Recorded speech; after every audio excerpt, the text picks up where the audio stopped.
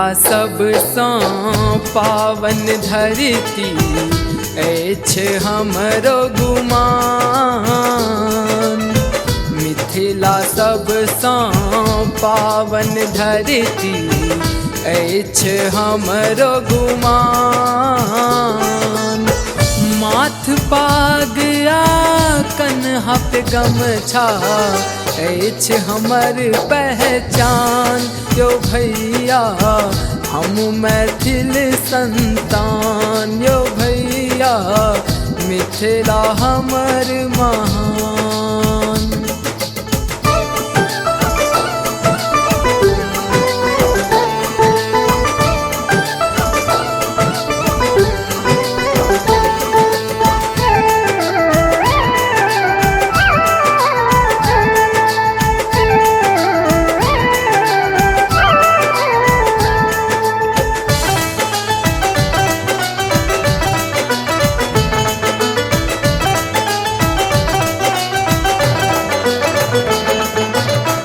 अहि माटी पर सिया जनमली, पाहुन बनला राम। चाकर बन जतो शंकर एला, उगन महादेव नाम। विद्यापति अयाची मंडन, सबके अलग पहचान। विद्यापति अयाची मंडन, सबके अलग पहचान। माथ पाग आ कन्हा पे गमछा अछि हमर पहचान। यो भैया हम मैथिल संतान, यो भैया मिथिला हमर महान।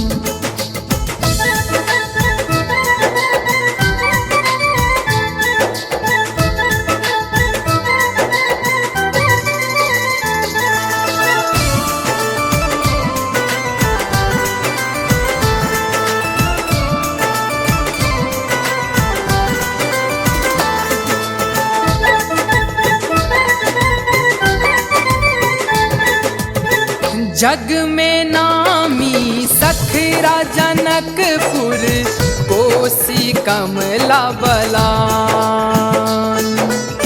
छोट पैघ के आदर भेट, बाबा बैसथिन दलान। मिथिला पेंटिंग जग में सगरो, भेट रहल सम्मान। मिथिला पेंटिंग जग में सगरो, भेट रहल सम्मान। माथ पाग आ कन्हा पे गमछा अछि हमर पहचान। यो भैया हम मैथिल संतान, यो भैया मिथिला हमर महान।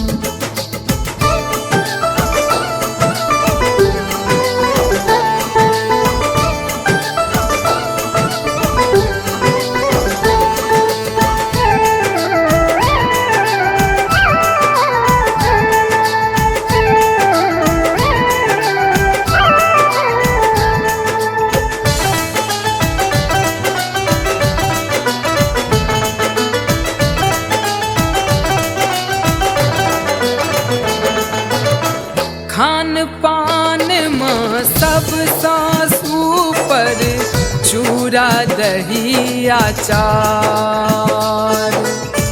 माछ मखान त छैहे नामी, मुख में पान सिंगार।